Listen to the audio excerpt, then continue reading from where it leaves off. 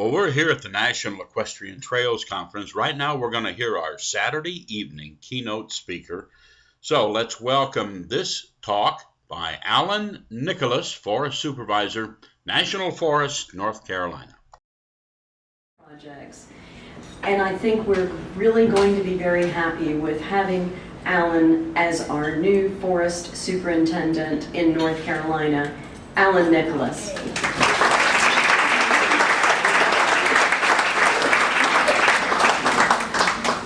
Deidre, you're too kind. Yeah, I know, but you know, that's $5 worth. So how are you? Good. Had a good week, great agenda. And what Deidre's telling me, I've eaten a lot. So that's a good thing. Hey, I want to thank you so much for allowing me to come. Sue Gray, we had Sue somewhere in there. There she is in the back. Thank you so much for the opportunity to come. I've only been in North Carolina about 4 months, and the equestrian community, I've had a chance to meet and work with Deidre specifically on some forest planning stuff, and met some folks on the Croatan National Forest and talked about some projects down there. I get this in the back of the room. And so I've been made very welcome by the equestrian community, and I really appreciate the extended hand and the opportunity to talk to you all tonight. And I want to beg a favor. This is going to be somewhat interactive. I'm not necessarily going to sit there and talk to you for an hour, but it would be highly valuable to me to hear from this community.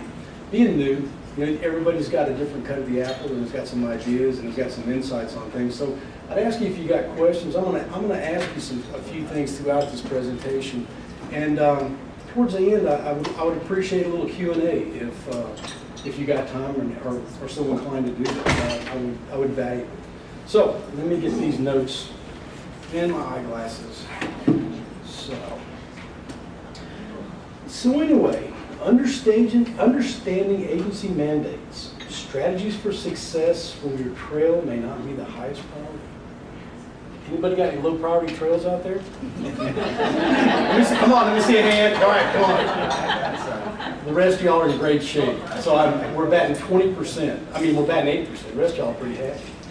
That's pretty awesome. Let me ask you a question. In your minds, relative to trails and priorities and why your trails may or may not be at the highest point of being whatever, funded, worked on, whatever that is, open discussion. Tell me why that is. What's the bottleneck? Funding. Budgets. Manpower is the biggest. Getting volunteers out there. Fire borrowing. Okay. Well, excellent. Decisions? I was going to wonder if anybody was going to throw out NEPA. I'm glad y'all brought that up. We're going to talk about that a little bit. Now, I want you to bear with me a little bit. How many of y'all have worked with, let's use the lowest administrative unit in the agency, a ranger district? How many of y'all are familiar with either the term or have worked with the ranger district? Excellent. Very good. So you'll have to forgive me for those of you. Any better? Nope. Is this any better? Yeah. All right, good. So, okay, I'm going to start at the beginning and we'll do this one more time. So a fair amount of y'all have worked in partnership or on projects or something with the agency at the district level. So for those of y'all that have done that, you have to forgive me for part of my presentation is trying to give you some idea of the scope of the district and kind of what's going on relative to workloads and those kind of things. It might give you a little bit of perspective of why can't they get out there and build up trails? What are you doing? Let's go. So I'm going to give you a quick list of Alan's version of mandates. So I've gotten to the point that I have to wear glasses, so forgive me. So these are the things I keep in front of me in my job, and I think about a tremendous amount. The safety of our visitors and employees is paramount in our agency. It's the thing that we really want to understand and we want to take care of and have people enjoy their time with us. The support of communities and provide a variety of opportunities, both experiential and provide economic viability for communities, for the American public.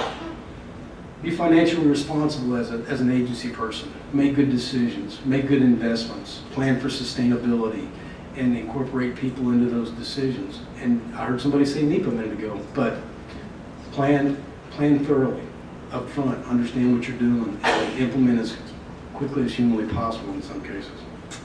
Collaborate, seek partnerships, learn from one another, learn from people, but understand and appreciate and incorporate the values that they bring to the table. And Deidre and I were talking about this just a little bit, and in my several years in the agency now, one of the things I'm seeing is kind of a sea change from, let's say, midpoint in my career, is this collaborative discussion with people. And if you really want some good examples of collaboration, talk to Deidre. She's very instrumental in the forest plan revision that is the guiding document for National Forests in North Carolina. You guys and girls have an excellent representative at the table to talk about trails, to work collaboratively with people across a wide variety of things. And so, Deidre, thank you for your efforts relative to the stakeholder forum. So, anyway, I was saying that from an agency piece of this, it hasn't been that many years ago. We kind of approached projects and what we should do kind of from a science standpoint, and we just rolled it out there and said, well, that's kind of what you get. We didn't do a lot of talking on the front end about what people, we probably didn't reach out as broadly as we are now, trying to understand what people want, what capacities they bring to the table, and all these things. So it's kind of, it's not a sea change, but it's very significantly different than the way we used to do business. So I'm hoping as you talk to the agency or you work with folks at the districts or at the forest level, that's the kind of environment you're able to work into. Because as far as being a supervisor in North Carolina, that's my expectation. I want people to be listened to, I want to understand what you're thinking, and I want us to work collaboratively to try to figure out the kinks in the system to try to make things work a little smoother for all of us. Because when you guys, I'm afraid when you say the word NEPA, that's code for, well, this ain't happening anytime soon. You ain't lying, is that correct? Could be. You're absolutely right. Until the decision's signed, or, oh, you're not riding there. You're absolutely right. That's kind of the way that some of that stuff works. So, let me see here. In the course of my career, Deidre kind of gave me a snapshot of my previous duty station, some of the work we've been able to do in kind of getting trails on more of a sustainable basis. The collaborative part of that was state partners, be it RTP grants, be it Backcountry Horsemen of America, be it a suite of people that I want you to think about. When you start thinking about partnerships, it's not just, there's a wide variety of people that are interested in what you're doing. They want access. You can walk a horse trail just as easy as you can walk a hiking trail. Take you some cool places. But there's also places as far as access, or access to populations, or places, and I'm talking about plant populations or other cool areas, that when you start thinking about mountain bike folks, because Deidre, you guys are having that conversation with folks, and it's being very productive. So I just ask you to think broadly when you think about partners, because there's probably some folks out there that you may not think about every day. It may not be the next group of folks that ride horses in the next community. It may not be that at all. It may be people that have interest in a wide variety of things. So as we work collaboratively on this stuff, reach out to folks that you may have historically not been partners, because everybody brings capacity. Now, in this course of working on trails and working in partnership with stuff, I've got this image fused into my mind. You've heard the old term, good, bad, and ugly. Well, these were great people, just marvelous folks. And so they came, I was new on the district, so everybody was cycling around trying to figure out what I was going to do or not do. And they said, Alan, come out and look at this. Look at this trail. The other one is just totally shot. We'll close it out, but we want to build a new piece of trail. So, all right, let's look at it. So we go walk there, and they kind of show me the corridor, and we kind of go down this drainage and come out the other side, and there's this beautiful little pond, half acre. But it's not a man-made pond. It's this natural fin that's kind of stuck up on the side of this hill. It's a really unique piece of ground. And so I said, all right, Dave, we'll work on this, but we're going to have to wait till we get all this stuff done. Well, everybody got in a hurry. Went out there and somebody told me that some work was going on, so I went out there and looked at it. When I walked out to the pond, most of the water was gone. And so somebody in their passion and haste to get access actually busted the natural clay layer on this pond, so most of the water was gone. We'll get that fixed. But it was one of those things from a planning, communication, relationship type of stuff. It was kind of one situation where kind of the wheels went off that thing. But at the same time, while that is what it was, I've worked with folks anywhere from the national NGOs for DU, NWTF, backcountry horsemen, to where we've had projects that really brought in hundreds of thousands of dollars to communities and places that made huge restorative work, both in trails and natural resources, be it wetlands or whatever the subject was of those agreements. So the ability to work collaboratively with a wide variety of people is, in my mind, the answer to some of these shortages that when you guys are talking about manpower. Because the agencies from the day I started in this agency, we're probably down somewhere around 35% than when I started. And so you bring up fire bar, yep, that's a reality. And so when you're having to move money to pay for different things, there's different capacities you don't have. Part of it's going to be recreation, part of it could be veg work, it could be all kinds of different things. But it's a reality. And so when I sit back and I think about all this stuff, I think about, you guys asked me to talk about strategy a little bit. So I'm going to give you my cut at it. I'm not saying I'm right, but a few things to think about. Most ranger districts you roll up on, and let's say you walk in and you say, I'd love to build a mile of trail, a nice loop trail off X. I want you to think about the strategy, I almost said strategery, the strategy of timing. In North Carolina, all the units right now are sitting here thinking about what does fiscal year 17 look like? Starts October 1. We're planning now. Now, if you show up in 5 weeks and say, well, we'd like you to take on X, our planning cycle is already well underway. So what I ask you to think about from a strategic point of view is, if we're going to start planning in June and July for the out year, you need to be in the loop several months in advance. I'd offer up to 6 to 9 to start having these relationship building conversations. Because it's going to take that. I mean, any of y'all that have been in business or do anything, you can't just jump into something. You do, you're going to run at it and you're going to run into problems, potentially. So there's the strategy of timing. There's this thing about every forest has prioritized trails by and large. We know where we're making investments currently. We know what kind of investments have been made either by the agency or our partners. And you can't hardly walk away from that. There's very few trails you can build or maintain and just say, well, we'll hit that another lick in 10 years. It doesn't work that way. Water is the enemy of every trail known to man. And as long as you don't have surface grade right, or you're not putting dips, or you're not doing something to it, it's going down the hill. You won't have the treads you wish for.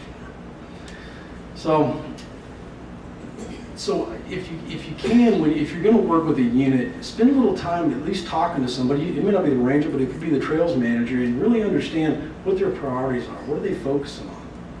Where do they know they have to put money, and what kind of flexibility do they have to help and assist you with the project that you want to do?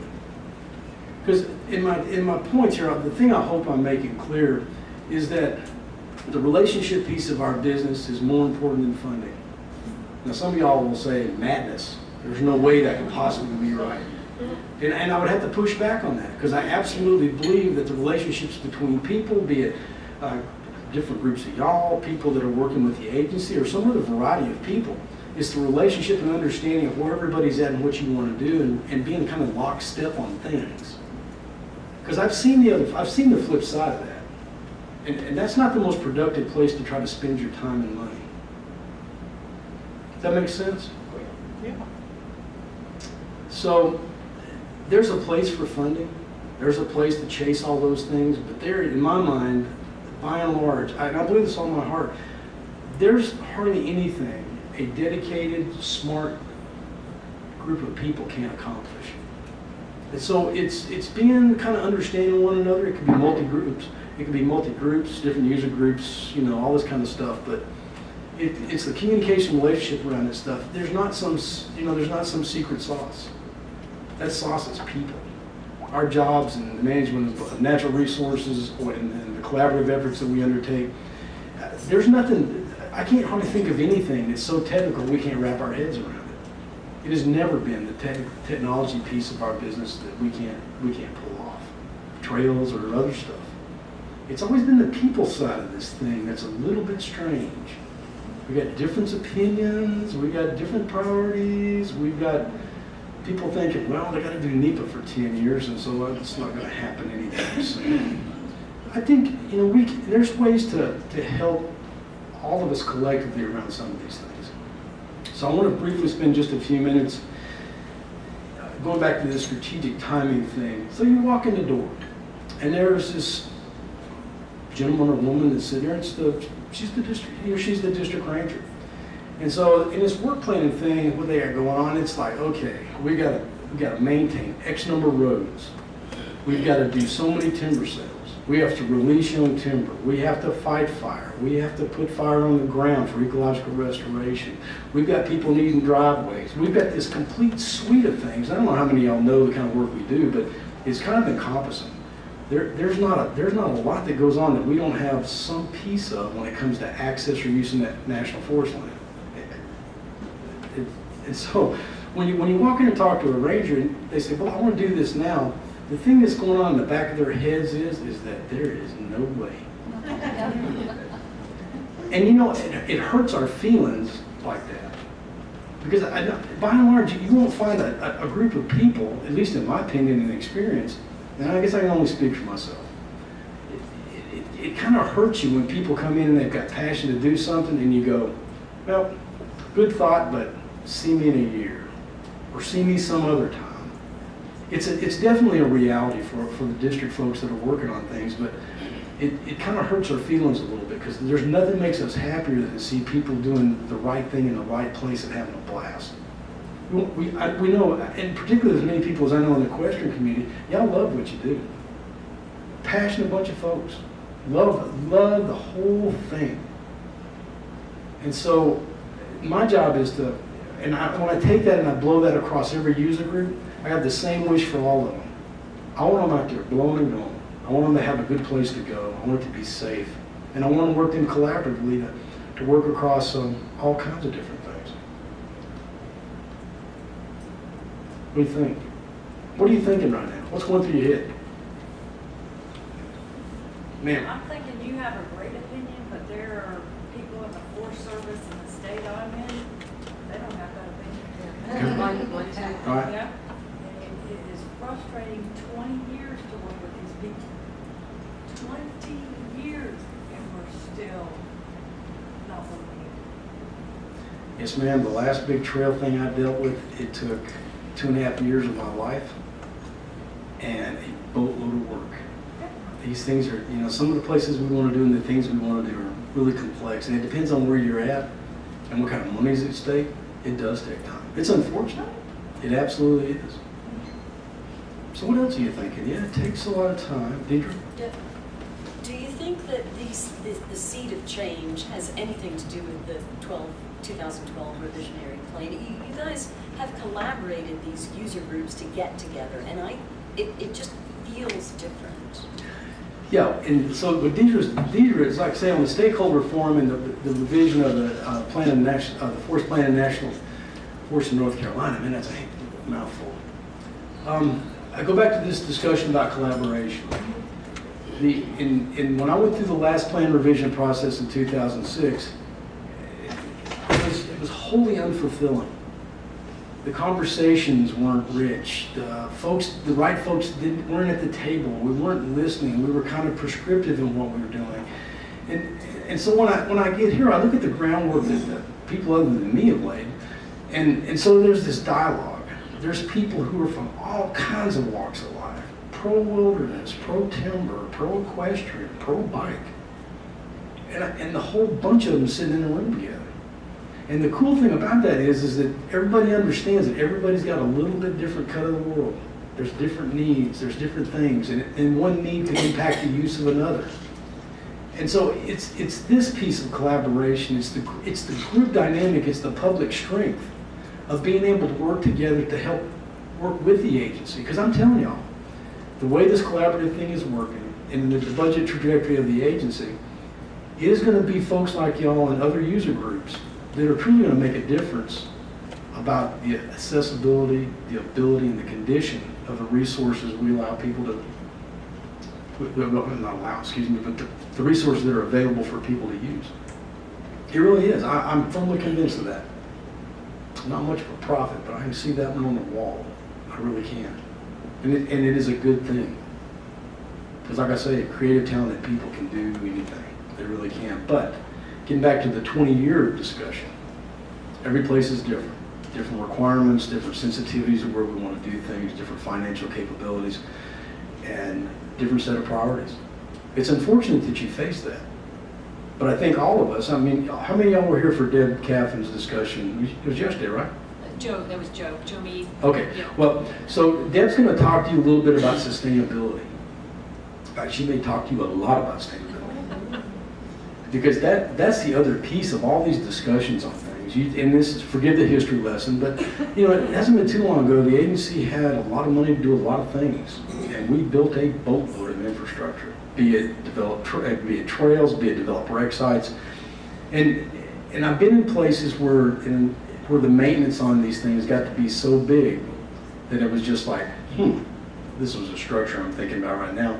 It would be cheaper to bring a dozer in and run it up in a pile and build it new than try to fix it. It really would be. And so this is that other piece of the collaborative bringing skills and capability to the table. Is because we will at some point reach a decision in some of the places we work. I'm not necessarily talking about North Carolina, but just kind of from a general standpoint, there's going to be places that we're going to have to make some really hard decisions without additional capability. And North Carolina is going to go down that road. We're going to start looking at stuff. Because the first item I mentioned to you was the safety of the visiting public and our employees. And so there's some things that we want to correct. We want to be able to, and Deidre was talking about, you know, the strategy of moving money preemptively. We need to think about that. Because there is absolutely a need for us to think collectively about what our priorities are. I need the agency needs support. They need your input on how we do all these things. The fly in that ointment is that everybody and his brother has got an opinion, has got a want and a need. And so I go back to this ranger that's sitting out on this district, and he or she's managing 250,000, 1.5 acres, all this stuff. My hope is that we're sitting down and talking to you. We're trying to wrap our heads around the things that you want. And one of the ways that y'all can do that, this thing about the 20-year NEPA, somebody saying, oh, the NEPA thing, you know, we need to fix that. I want to offer you something. And for those of y'all that already know this, forgive this, but I'm going to run this down for the folks that don't know. So we're going to do some ground disturbance project. NEPA is involved. We have to do a decision of some level of complexity. Well, that means, depending on where you are, there's an archaeologist got to go look at it.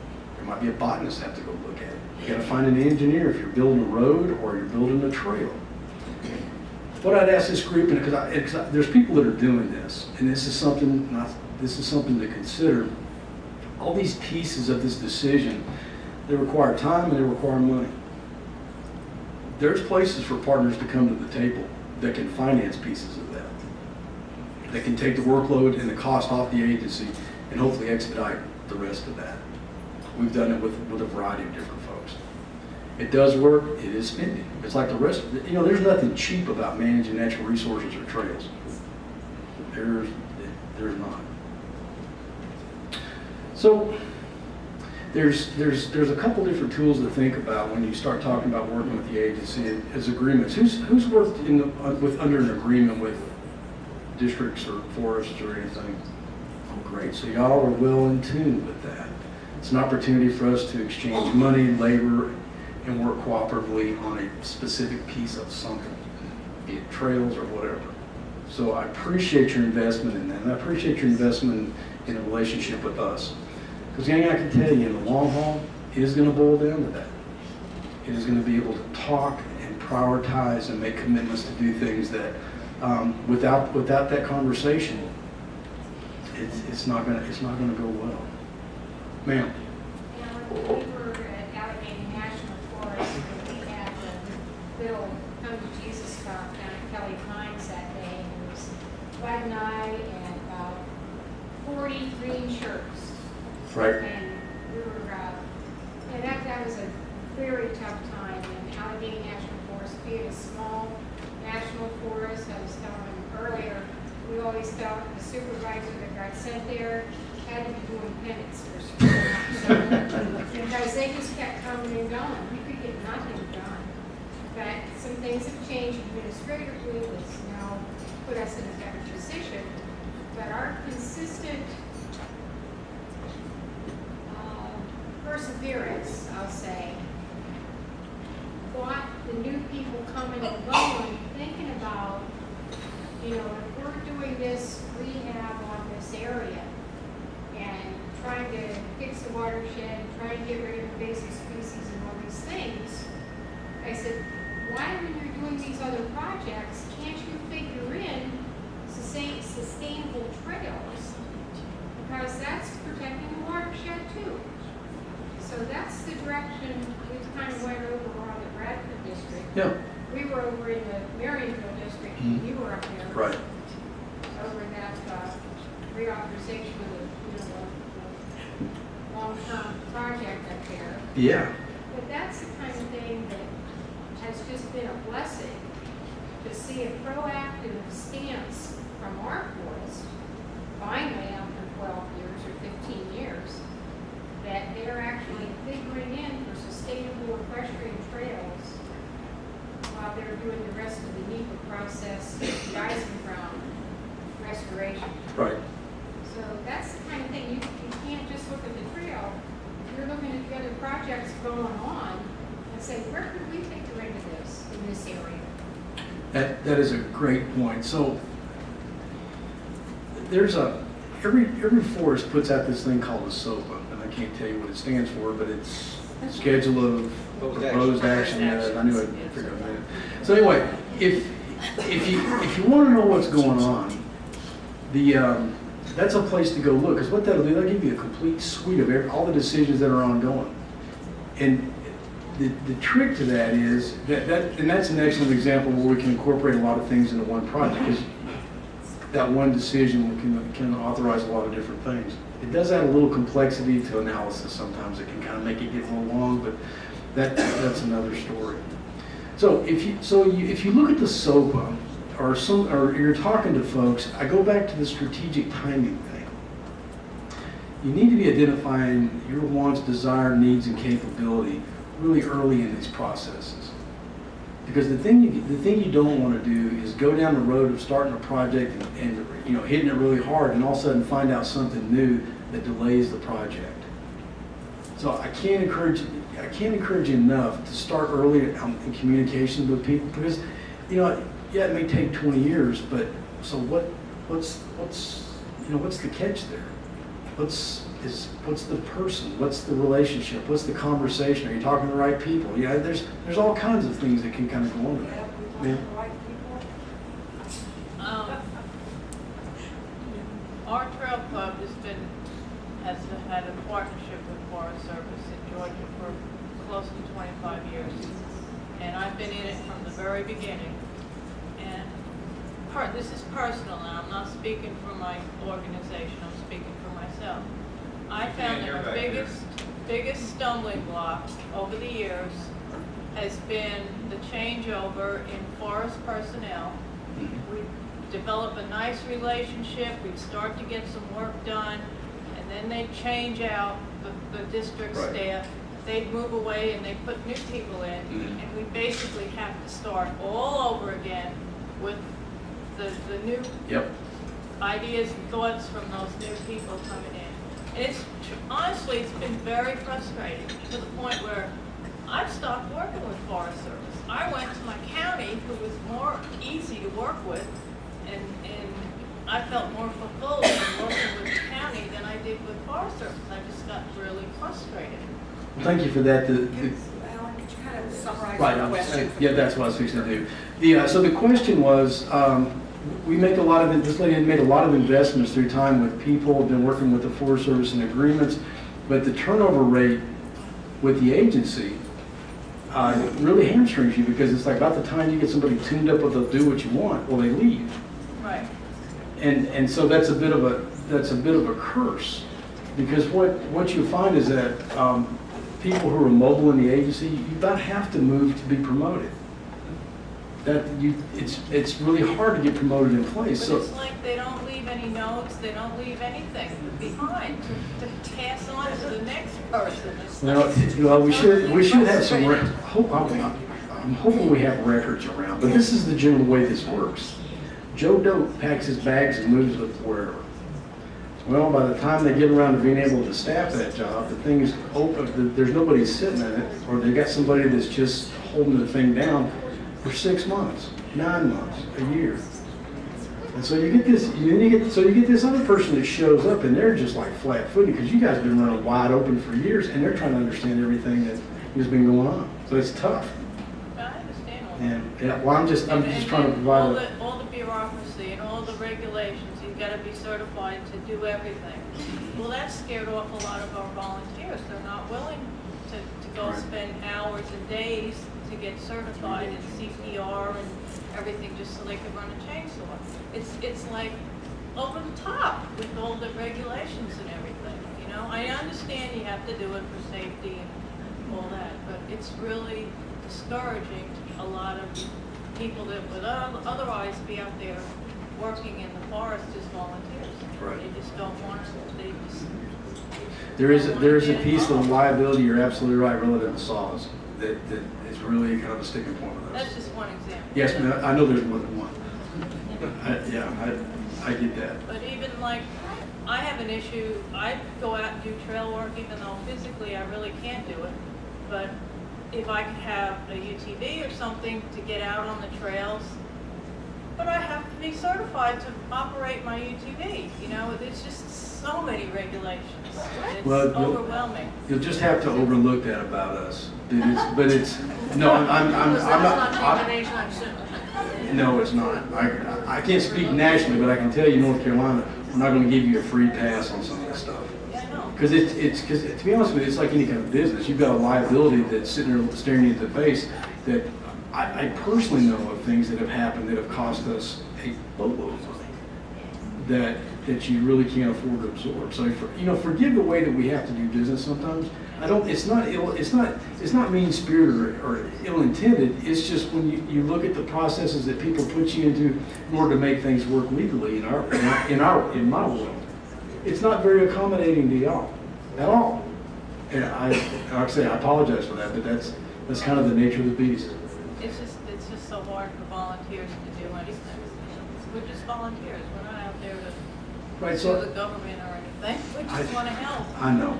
So maybe you, after this, we get done tonight, maybe you and I can talk a minute. Maybe I can give you a couple ideas about a couple other things. You got a minute. Hand in the back of the room. I've had the pleasure or displeasure sometimes of working with the Forest Service since '69. And during that period of time, well, in '69, to give you an example, folks, the Forest Service, if I'm remembering correctly, and that's hard for an old budget to do, we weren't wearing chaps or helmets. We may have had hard hats on. Some of us used earplugs, but whether it was the Forest Service or whether it was volunteers, chainsaw chaps were an option. We usually wore leather gloves, and that was about it. And when chaps came on and helmets came on board with ear protection and a fence in front and long sleeves, leather gloves, 8-inch boots, a lot of us are very traditional and said, that ain't gonna happen. You know, we're out there as volunteers and this is ridiculous. Well, it did happen. And, you know, we bit the bullet because it was for our safety. And it was the same standard as the employees. One of the big things I wanted to mention, and it's been a double-edged sword for a lot, and trust me, I've seen a lot of head rangers, a lot of them, and we're about to lose a great one. We're not losing him, we're actually sending the Grand Tetons. And they're going to be very fortunate, I promise you that. But up till I get this right, and this is the good thing actually.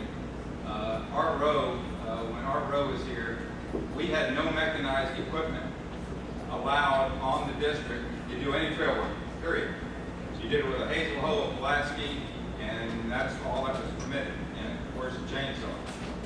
Now, in fact, at that time, there was no such thing as a trail group or trail dynamics or professional trail builders. They weren't there. Okay, and I can see now where 3 men mechanized equipment can put in a trail a lot better than everybody in this room with hazel hose and do it in a professional manner, because the education is changed and it's so much better.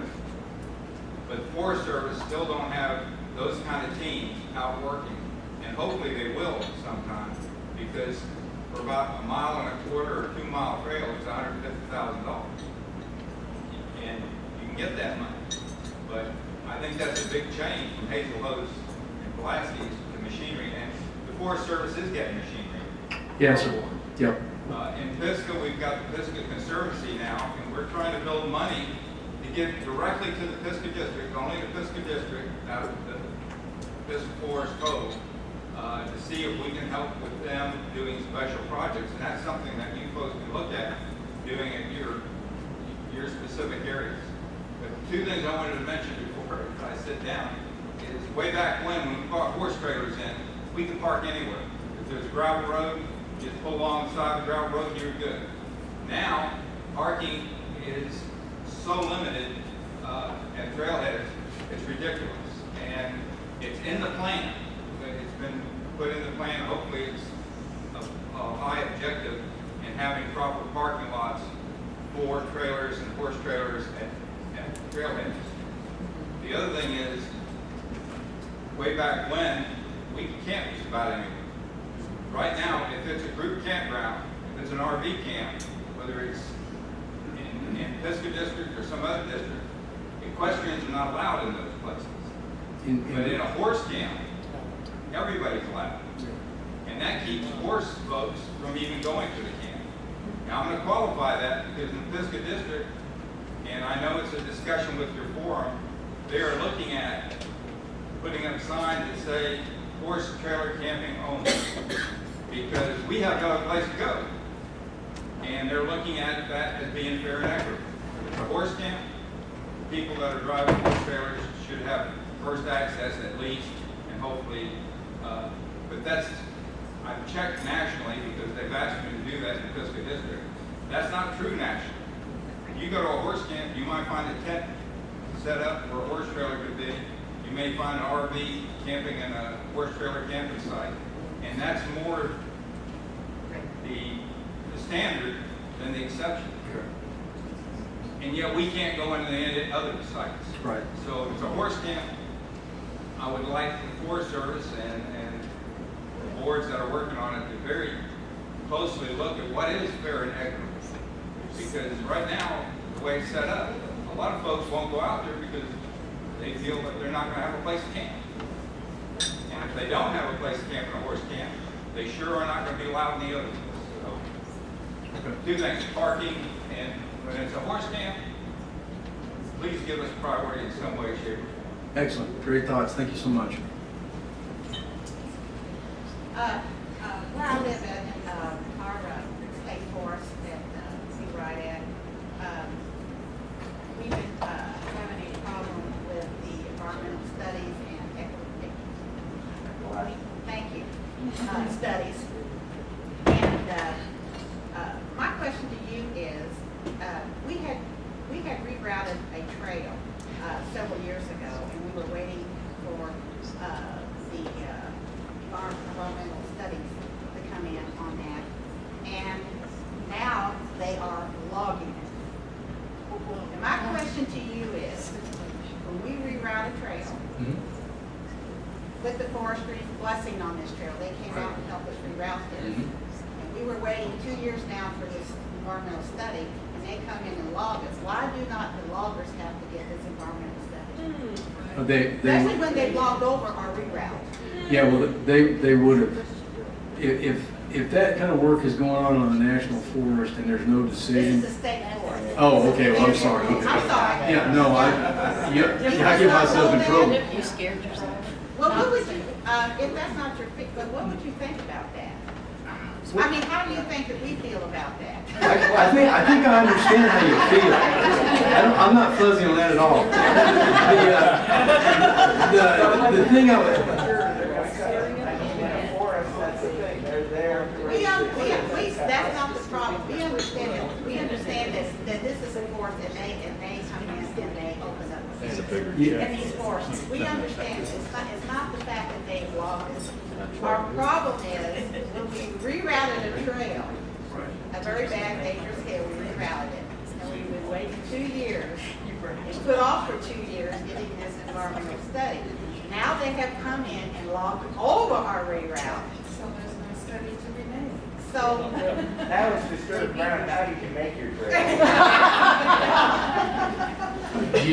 Part of that you may be right. Yeah. But the thing, my clarifier on that, I don't know state regs, period. Other than clean water and a couple of things. So how the state operates like that, I'm sorry, I the can't. state of Indiana. I can't. Yeah, I can't. I still can't wade in on. Question in the back, please, ma'am. Well, I have a problem with surveys that are done in the national forest, because typically what I've seen, and I'm from Indiana, what I've seen is that when they do surveys, they are not surveying us on the weekends when horse people are coming in and out of campground. And if they do, they're there early on a Friday morning when you're not pulling in yet, and they're not stopping you to ask questions. You never see them on a Sunday afternoon when you're pulling out of camp. And then they'll say statistics are down on horseback riding because they don't survey us. They're doing it through the week when we're not even there. And then, but then we buy a permit. We have to buy a permit to ride on the horse. So if you take the statistics from the number of permits that they sell, it doesn't even add up to calculate, to even quantify their survey. Because you look at the number of 250,000 user permits that are sold, and part of them are mountain bikers, but the majority of it is horseback riders. And it does not match the survey. So I have a real problem, and I've already voiced this opinion many years in a row in the Hoosier, saying your stats are wrong. I mean, look at what you're selling, and you should go by that when it comes to the number of users in the Hoosier. So how do we, I know it's hard, but how do we get an accurate survey done in the Hoosier National Forest or anywhere else? You're first.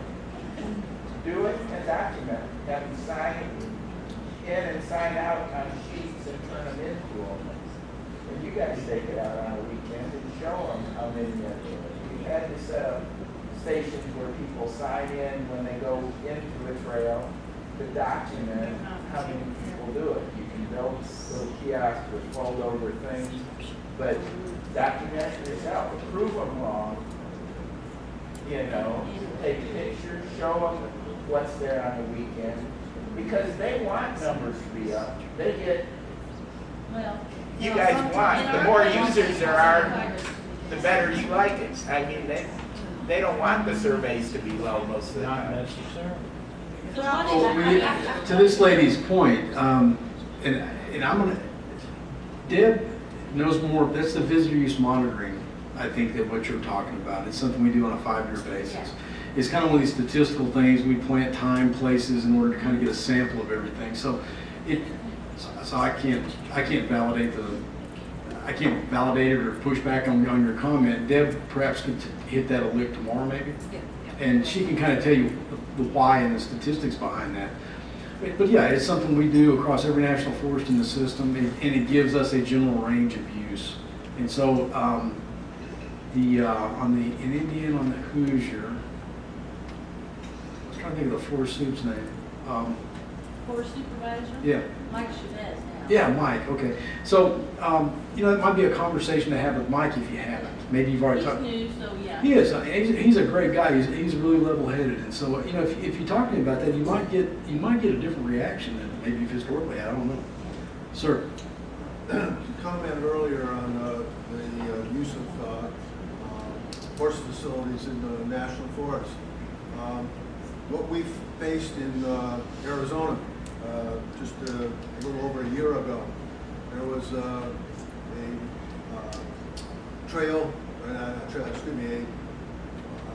horse camping facilities that was set up, and what they did was set it up on this call-in system where you call in to make reservations. Right. You couldn't be there unless you had a reservation on it.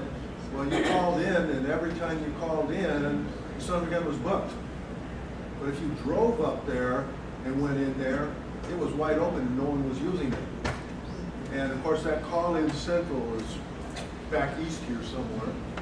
And the Forest Service up there decided this is not being used, so therefore they're going to turn around and change the user of it away from the equine. It took, well, through the Horse Council as well as other user groups that pushed back. And one of the things that we kept complaining about is when you call in, it's booked, and we proved to them on the phone that it's booked today, and they only had one person that was in the entire facilities. And they said, oh, well, that's something I guess we need to work on, but we're going to continue on closing it down. It's frustrating for the horse community because in this particular one for where I live, it's a 2-hour drive to get there, and you don't know if you're going to have a place to stay. So, you know, you don't drive up there in that aspect on it. So that's reasons why it was not being used. And it took a lot of, well, actually, we ended up getting Mr. Gosar, Senator, involved in the middle of it. You know, the thing that drives me nuts on that call-in thing, and I've been through it a few times and I quit using it, is you say, okay, describe the site, because I want to make sure my rig will go in there. Oh my God, they're not even in this country, probably. You know, and they speak very bad English. I don't know why I pushed one for English, because they can't speak it. But it's just, they can't even, I said, well, it's site number 21. Well, how long, what is, I don't know. So, you know, it's absolutely a worthless system. You'd be better off if you saved your money from that and did something else with it. Just say show up and put your money in the thing is a better system. Ma'am. I work with the North Carolina Horse Council, and I also have been kind of a liaison for Uwharrie National Forest and the Backcountry Horses chapter there. And you'll see a lot of probably similarity coming from the Shawnee because it's been a large paradigm shift to go from what was an open forest access to designated trail system. Yep. But one of the, well, I guess one of the places that we're really frustrated right now is that we've gone through the planning process. It was under an earlier plan revision compared to Pisgah Nantahala, so it wasn't quite as involved, it wasn't quite as maybe collaborative. It got pushed through in about a year. It was kind of all nice, like let's look at new places where we can ride and where we want trails. It just seems like there is no money to do any of, particularly there, the cultural resource aspect of the NEPA is, you can't spit and hit an arrowhead, you know? And so, I mean, there's paralysis now and a whole lot of frustration on the volunteer group feeling like they can't reroute, they can't do anything other than clean up trash and put some gravel on places. Right. You know, and So, there's real work to be done, and it can't be done. right, so I was over there, I spent Monday and Tuesday over there last week, I think it was, looking at a couple different things relative to trails. And you're right, for those of y'all who don't know, the Uwharrie National Forest is basically an arc site with a national forest sitting on top of it. And those sites are extremely important, both science and for the cultural history of the tribal folks that have an affiliation with that. So it's our job to protect that. But, so y'all have some trail over there that goes over, it's basically goes up and down over an arc site. I can't remember which one it is. Hang glider probably. Probably. And so what we're going to have to do is we're going to have to make some tough decisions about where we invest money. And so I asked Deb Walker, who's a ranger over there, and then Ronnie Stendiker, who's the archaeologist, and one other fella, to start talking to y'all about a reroute on that. So so a couple different things. One, I'm a little fuzzy on the trail structure in North Carolina about how we maintain trails. On where I came from, we ran Swaco dozers. I had all kinds of mechanical equipment and maintained and you know, built. I'll be honest with you, probably rebuilt and built 180 miles of trail in the course of, it's probably one of the biggest trail building efforts in the nation at one point in time. But, so we are looking on the RTP grant side of this stuff. There is a way for a portion of that to cover the archaeological piece of it. I think we're going to be able to negotiate through that. The other piece of it, Eric Cruz, some of y'all know him, some of you don't. Eric's the trail program manager in North Carolina. Well, we're talking about the investments relative to mechanical equipment. Because it's really kind of strange. The Shawnee had a budget of about $340,000 for their base trail budget. North Carolina has got about $340,000 on 2,000 miles of trail. Not all equestrian, but the thing, going back to my point earlier, is that the way that this stuff, I think, stays together is y'all and a bunch of folks that work together to keep these trails up to standard. We also have fees. So this is my plug for fees. So I'll leave it at that. But it does take money, no doubt about it. It does take focus, it does take prioritization. So yeah, I've been through that complete list on the ORA about mechanical use, equestrian use, and so we just got to make some tough decisions about what we're going to do over in that part of the country. I mean, even you're talking about very popular, that one sort of destination trail, but even, those trails have not seen maintenance. I mean, they're really, really beat. And, I think just even some of the maybe less, I don't want to say less desirable, but, we went through that whole process of kind of grading, Yep. Are they desirable for scenic value? Are they desirable Sure. for other reasons? And, I mean, there's just so much work to be done out there. And I know, and that's the it's like overwhelming. That's like the conundrum we're always in. It seems like nothing made me happier to say, okay, we'll fix that next week. Right. The other piece of it is that how are the trails program structured in North Carolina? How do we do business differently? Where are we finding additional dollars to do this stuff and working in partnership with y'all? Part of it may mean that trail system gets smaller. Yeah, no, I know, and that's the people part of it, because, personally, I'm fine with that, but Yeah. there's a lot of folks out there that are like, they're gonna screech if they lose mile of trails. Yeah. So, And so that is just one of those pieces of road you have to go down. Hopefully bring as many people with you and talk to everybody. But it's like any kind of business. You can only spend so much money and produce X. And if you can't produce and take care of it, well, it falls apart. As well as taking care of the resources that are out there. This gentleman in the hat in the back of the room, you had your hand up a little while ago. I was going to comment on something. I'm not going to ask. Okay. I have no question to ask. All right. She's talking about state forest resources. Okay. All right. Ma'am. Yeah, I have a concern about what Tom was talking about. With not only is it unfair that the horses can't go into, and I don't think it's a good idea for the horses and the non-horse population to be mixing, because there's a lot of liability issues involved with that. If you've got a family there with young children, you've got horses on high lines, you've got that kind of a mix. There's no way that a camper can supervise a horse against a 3-year-old that wanders underneath its feet. I mean, you're going to have to do something about that foreseeable risk. And so it's not even just a matter of fairness, it's a matter of safety for the Right. So you'll be happy to know, I had somebody pick a bunch of trail folks' head before I came over here, and I said, these folks are going to hand me my head on one or two subjects. What is that going to be? Tom, these subjects you brought up, top dead center. It's what everybody's talking about internally with us. So, thank you for that. So look, I'm willing to hang around and answer and talk about anything you want to do, but I want to honor the time that was been given me here.